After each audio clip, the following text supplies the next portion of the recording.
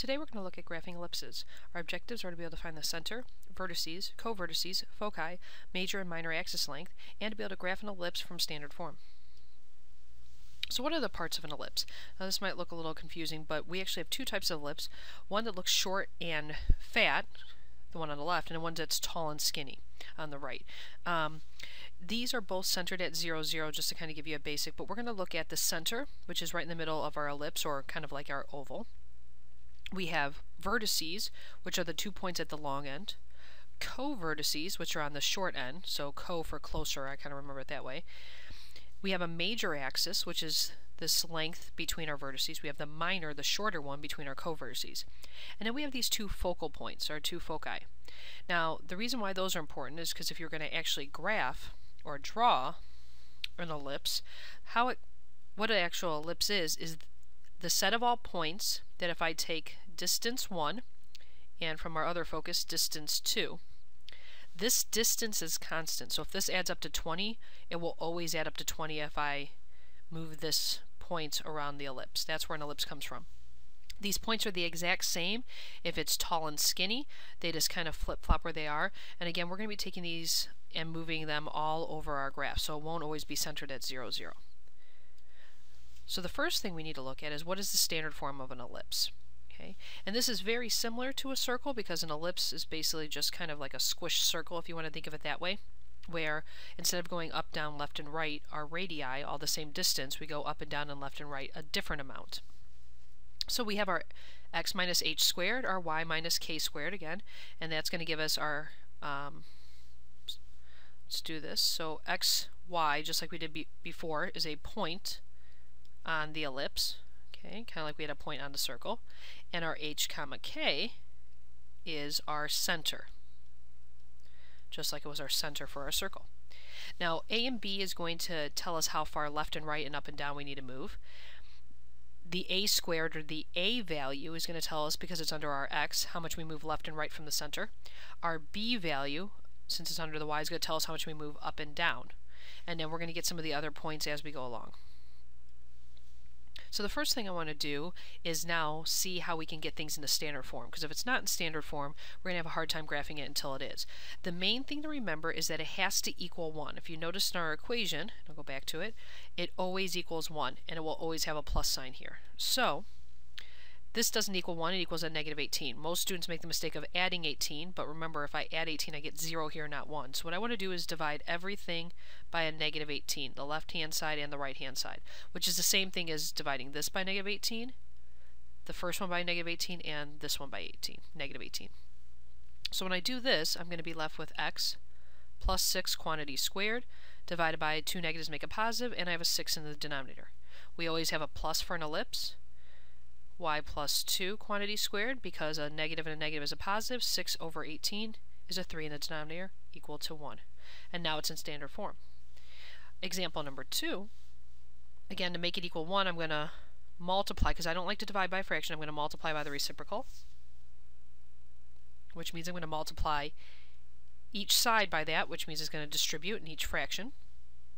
So if I look here, I have 6 over 18, which reduces to a 3 in the denominator, and an x plus 4 quantity squared in the numerator. I have an 18 over 18, so that means I'm going to have a 1, and you don't have to write the 1, but it might make it a little bit easier, especially when you look for your a squared and your b squared, equals 1.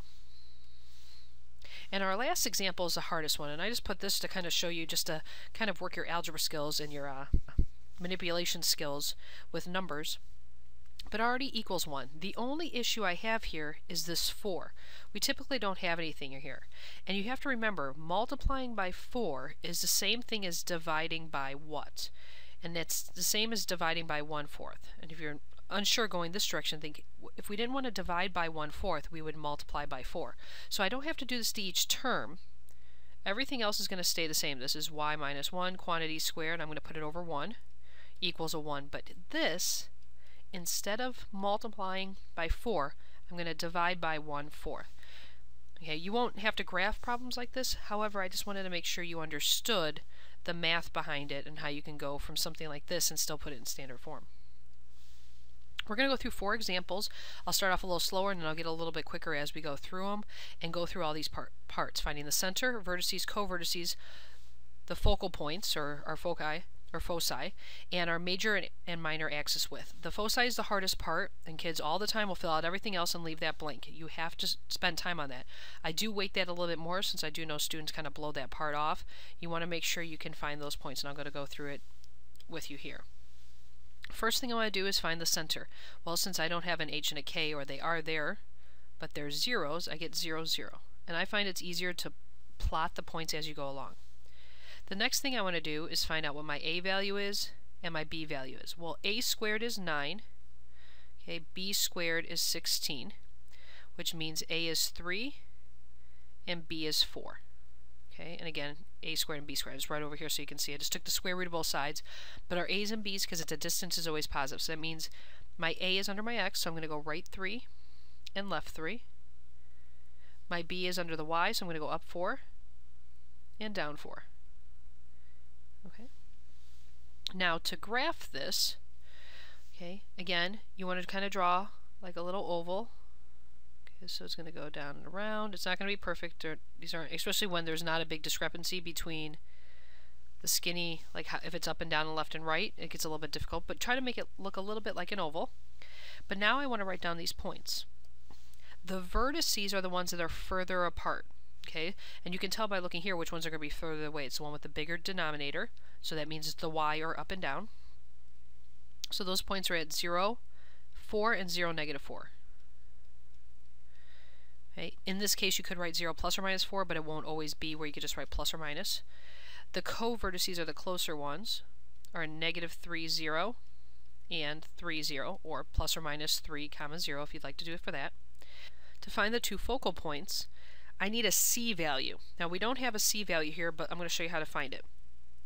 C squared is always equal to the difference between A squared and B squared, and you always want it to be positive. So I'm going to do 16 minus 9. So C squared is equal to 7, which means C equals the square root of 7. Okay, so if I do that, the square root of 7, the focal points are always on the major axis, or the one that's longer, okay, the ones that are furthest away. So since my vertices go up and down, my focal points are going to go up and down. So that means from here I'm going to go up root 7 and down root 7. Well, I know that's going to be 2 point something, so it'd be right around here, right around here. The reason I know it's 2 point something is 2 squared is 4, but 3 squared is 9, and it's somewhere in between there. But how would I write that exactly? Well, since I moved up and down from my center, up and down changes the Y value. So the X value stayed the same at 0, but we went up and down root 7 from 0, which means 0 plus or minus root 7 is just plus or minus root 7. Root 7. The major and minor axis width. Major is the longer distance. Well, since I went up 4 and down 4, that's 8. And the minor is shorter. I went left and right 3, so 3 and 3 is 6. And that's how you find all the information. You actually just have the first couple to actually graph it, but the rest are just important information that I'm going to ask you for on the quiz. Alright, so let's go through this one maybe a little bit quicker. Okay, x minus 3 means I'm going to have a center at 3, and then y plus 2, negative 2, so I'm going to go 3, negative 2. I know my a squared is 36, so that means my a is going to be 6. And the b is going to be, in this case, 5. So that means I'm going to go left and right 6. And then right 6. And then up and down 5. 5 and down 5. Okay. And again, this one actually, it's a little bit harder to tell, but it's going to be a little bit wider than up and down. Okay, and these are not the easiest to graph, so I will take note of that, because as you can tell from me, these are not that pretty. Okay, so now I'm going to write out my points. Vertices are the one that's further away. Okay, and I know that if you want to circle it, I know that's going to be my vertices left and right because I have a larger denominator. So if I go over here, I have a point at negative 3, negative 2, and I have a point at 9, negative 2. My co-vertices are the ones that are closer, so that's 3, 3, and 3, negative 7. To find my focal points, I know I'm going to have to subtract these, so 36 minus 25, okay, is 11, but I know I have to take the square root of that because that's what c squared equals. So c squared equals 36 minus 25, so c equals root 11. But I know I'm going left and right. Okay, the square root of 11 is approximately 3 point something, or just over 3. So from my center I'm going to write 1, 2, 3, and 1, 2, 3. Okay. But I want to write it down exactly. So I know I moved left and right from my center. Left and right changes my x value. So I started at 3, but I want right and left the square root of 11. I didn't go up and down at all, so that stays at -2. Your focal points are always just going to be whatever your c value is, plus or minus either to the x value or to the y. X if you're going left and right, y if you're going up and down. Now I go back to the major, left and right. I went 6 and 6, which is 12. Minor is up and down. I went up and down 5, so that's a total of 10. Just make sure your major is bigger than your minor. Let's go through another example. Center is -1, -3. So I'm going to go to -1, -3. Okay. I know my A is going to be 4. The B is 7. So I can tell right now that this is going to be an up and down ellipse. Okay, it's going to be longer up and down than it is left and right.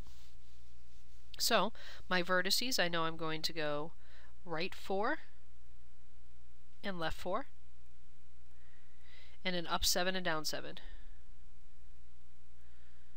Okay, I'm going to just graph these, kind of curve around a little bit. Again, like I said, it's usually a little bit easier to draw it when it's skinnier. Now I'm going to write my points out there. So my vertices are the one that's further away from each other, so it's -1, 4, and -1, -10.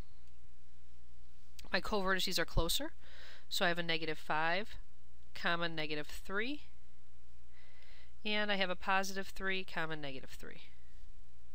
To find my focal points, I need to find c. I know c squared is equal to 49, your large denominator, minus your small denominator. So c squared equals, let's see, 3, so 33. Okay. So c is equal to square root of 33. Now if I could reduce this I would, but 33 is 3 times 11, so I can't break that down anymore. So now I want to graph this. I know it's going to go up and down. The square root of 33 is between 5 and 6, closer to 6. So I'm going to go up 1, 2, 3, 4, 5, and not quite 6. 1, 2, 3, 4, 5, and not quite 6. And again, I know that because 5 squared is 25, but 6 squared is 36. But I want to get an exact answer. I know I moved up and down, so that means that I didn't change the left and right, my x value, but I moved up and down from -3, the square root of 33.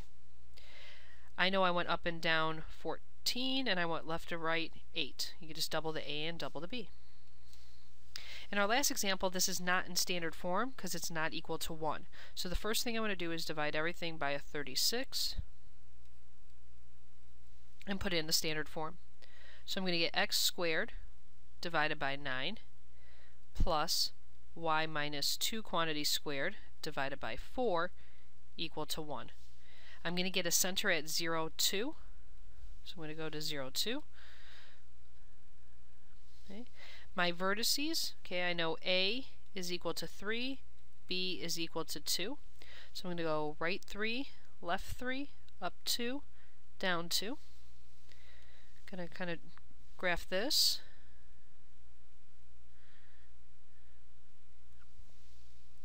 My vertices are left and right, the longer one. So I get -3, 2 and +3, 2. My co-vertices are the one closer. I have 0, 0 and 0, 4. The focal points I get from finding c, so I know c squared is equal to the big, and don't use these numbers, make sure you go big denominator, 9 minus little denominator is 4. So that's equal to 5. So I know c is equal to the square root of 5. And sometimes this number comes out nice, lots of times it doesn't.